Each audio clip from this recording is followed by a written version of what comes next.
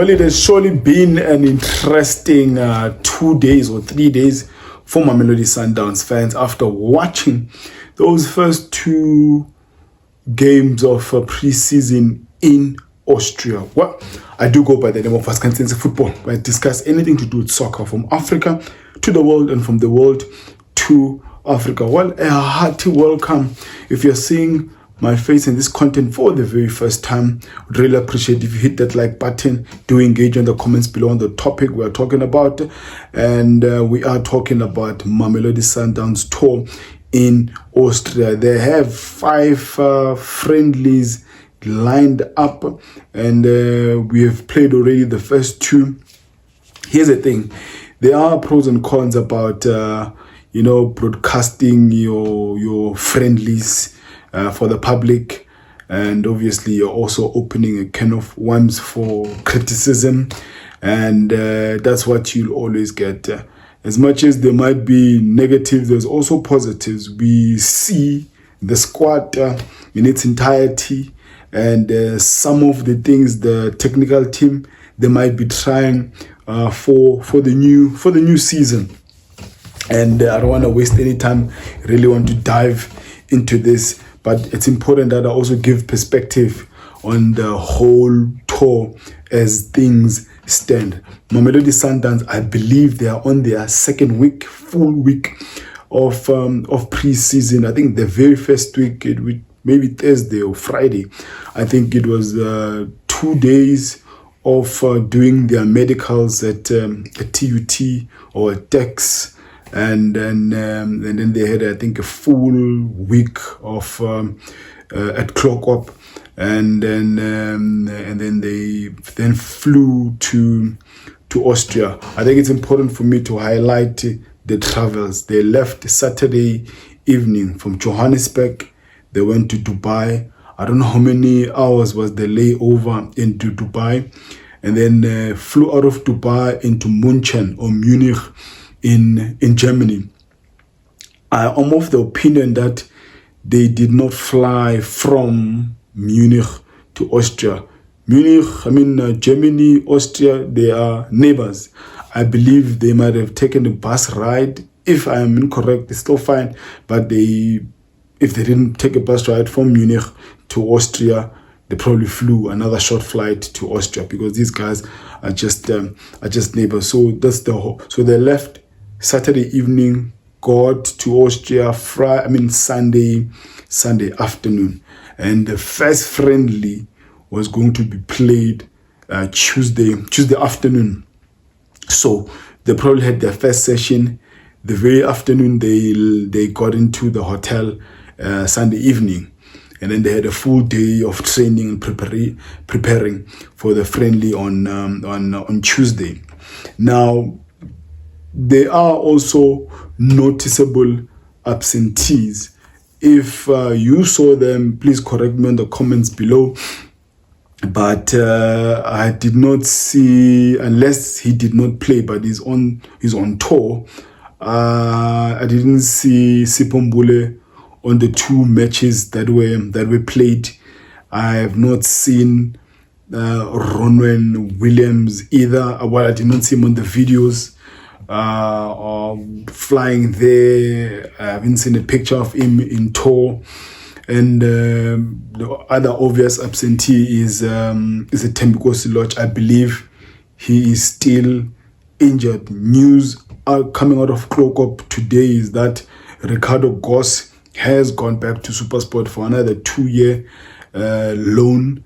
And then now Nico Mobi has permanently been sold to SuperSport United.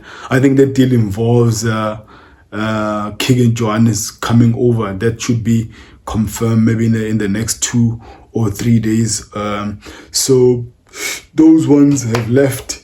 And then, so it's the travels, it's the absentees, Williams, Sipombule, Lodge, and I don't know if there's any other that have not that the club have mentioned in terms of injuries, because all the goalkeepers I know of, Onyango is there, February is there, Riyadh is also there.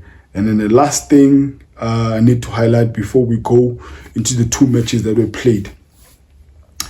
The profile of the 2 opponents, Sandhausen, a 3rd division side in Germany, and Dynamo Kyiv from Ukraine. I believe they were runners-up last season after Shakhtar Donetsk.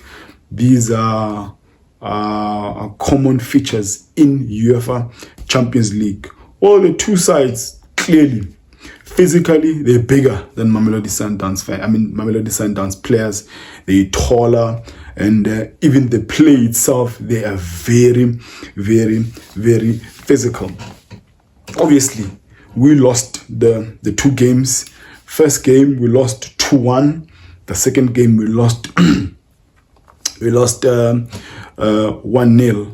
And I am still of the opinion that going back to the pros and cons of broadcasting your pre-season friendlies is that it is now an open secret what's been happening. We all know because we've been watching the games. It appears as if Mangoba is favoring the 4-3-3 system. Still talking about the profile of the opponents, 2 opponents, because they're big, tall, they will play your old traditional English way.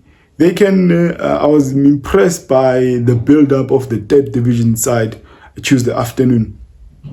The build-up from the back was beautiful. The goalkeeper, I'm not sure if he's a first-choice goalkeeper, very confident on the ball.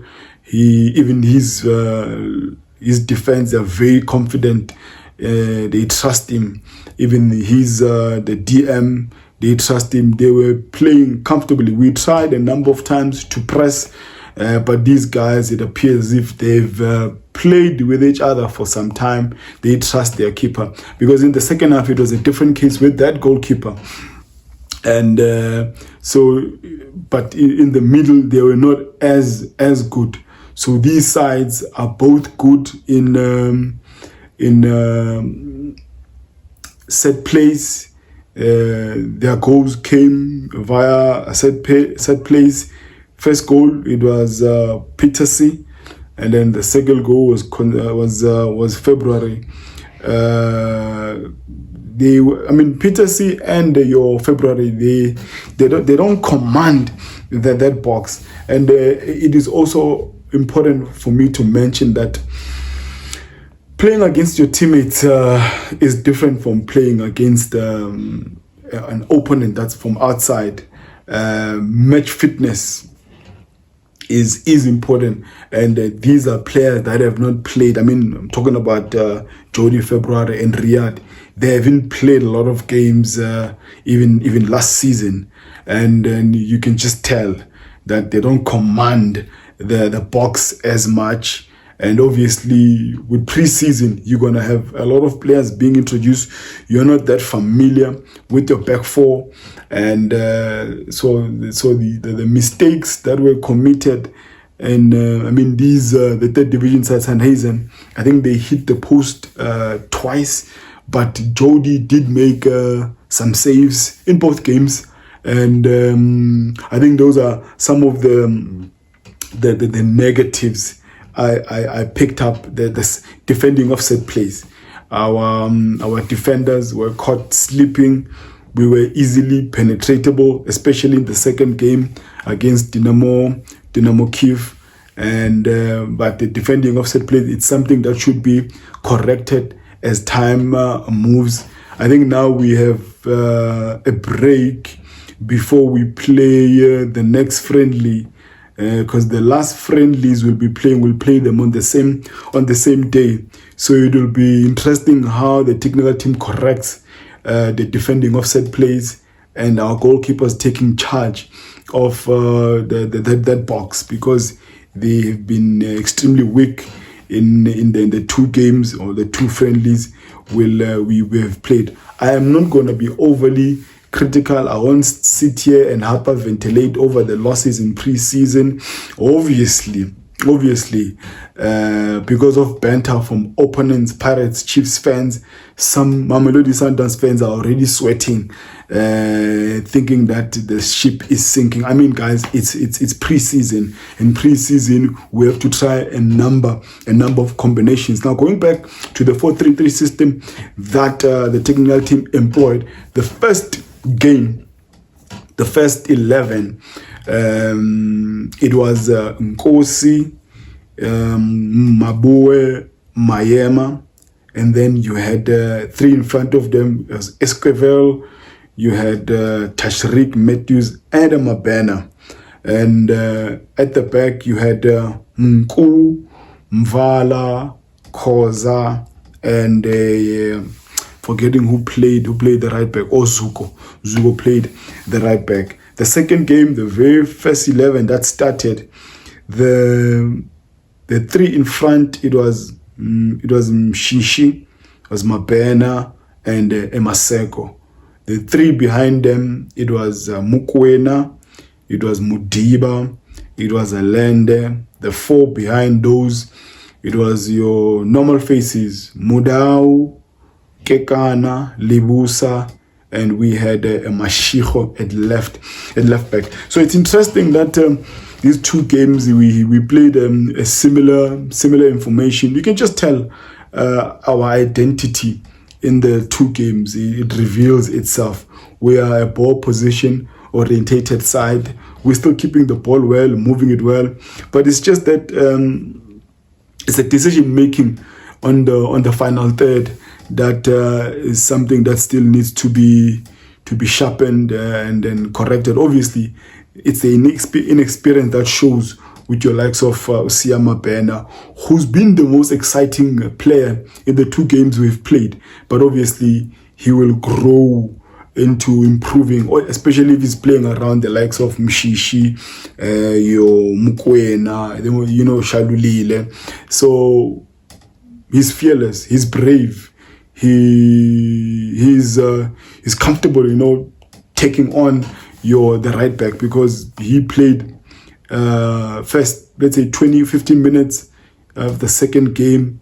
He played left on the left side, and with the struggles of Tapelo Masego on the right wing, because I think they placed him on the right wing so that he can cut in. He tried that once, and then instead of laying the ball from Shishi, he tried to go for glory. So these are some of the elements that must be corrected as they improve and then as they play together. Something that is great to see is the 4 academy players or MTC players that are on this tour. Siama Bena, probably the youngest. You have a Koza who played with Mvala in that first game. Boy is comfortable on the ball. Yes, there was a mistake he made just on the edge of the box, giving the ball to the opponent. Fortunately for him, it didn't result into a goal. But for me, he is a boy that must be promoted to the senior side as a cover for a Brian Onyango who just left us. He's decent and he can grow into that position. You've got experienced players around him. He's young, he's got speed. So you have Rushin, you have Rivaldo, you have Mvala, you have Grant Kekana who can help the boy grow into that position. I was happy to see him. And Kosi started the first match in the middle. All these boys are just comfortable. And the last one, Clark on the second game against Dynamo Kyiv, he had a one-on-one with the keeper. He beat the keeper, but unfortunately for him, he could not beat the post. Denied him. But all the MDC boys, there are a lot of positives from him. And it is also interesting to see some of the roles, unfamiliar roles, or to most fans, that some of the players were employed in. Mshishi, the 2 games he played, came on second half in the first game against the third division side. He played as a false nine. You could just tell when he was introduced there was a difference, and he could link up very well with the players that were joining him. And how the goal came was from a transition from the right flank with the speedy Gonzalez, Matrapa, Tapelo Morena, cross passing, not just the cross in the air, cross passing the ball to Mshishi, and Mshishi laid the ball beautifully for a Tashreed Matthews, who beat the defender and scored a beautiful goal. Tashreed Matthews will be, I think this is his first full preseason with Mamelodi Sundowns since he came in January. So we are going to eat nice with the Tashreed Matthews this season. He must just stay fit, and she's not going to play 90 minutes in all the games, because that very first game he played with Esquivel and Mabena, and he was the false nine. So he's an intelligent player. Yes, he might not have the body, but he's skillful and he's a good finisher. I think he's probably a better finisher than a Shalulile. He's a better finisher than a Shalulile. So he scored that beautiful goal, and obviously he still also has to improve his decision making in that last third. Nkulisa played as a DM, playing in between. I think it was a Rivaldo and a Rushin, and then Mudiba started the first game against Dynamo Kyiv. Mudiba played with Mukwena and Analende, playing as the double 8 position, and I think this season we might kiss Mudiba goodbye from the left back he used to play, as much as it's a familiar role, because he used to play as a left back that invented more, but with the system that this technical team is using, we are probably going to rely on the left back and the right back to bomb up and down. I would say this, that Mashiko hasn't convinced me as much, especially when he gets to the end. He's got the speed. He's probably the quickest left back at Sundowns, because the very first game, Nku was the one who played in that position. The second half of the second game, Lunga played a left back. So we've got a good cover in the left back position. And so those are some of the roles that I noticed of. And I think to close this episode off, I will say this about Mamelodi Sundowns. I think there is probably a need for a number 9. Just a natural, big, strong number 9. Just for an element of unpredictability up front. As much as we would want to pursue and push this false 9, but there are teams that are going to, when we are chasing the game, we are going to need a big man up top, because these guys will probably play 8 at the back, because they all know that we play the ball on the floor. So when we have a big man up top, we can rely on him. And I think a big season, if he can also stay injury free, that I'm expecting is from a Tapelo Morena. Tapelo Morena will be instrumental for us. I think it's best also. He's one of those versatile players with the Mabue, who can be placed anywhere and perform. But a Morena closer to the box is a danger. He is a danger. There's more positives than negatives for me. I am not crushed at all. It's preseason, and many players are being tried. Formation schemes, systems are being tried, and maybe fans want to. They probably think we're going to hit the ground running in preseason. It's not always possible. I mean, Manchester the other day lost to Rosenborg of is it Norway or Denmark? So it is what it is, and I hope we have a better perspective of how things will roll out as time goes. And again, do not forget to engage on the comments below, like this video, subscribe if you've not joined this family, share the video on all your social. I really appreciate it, and may my God bless you all.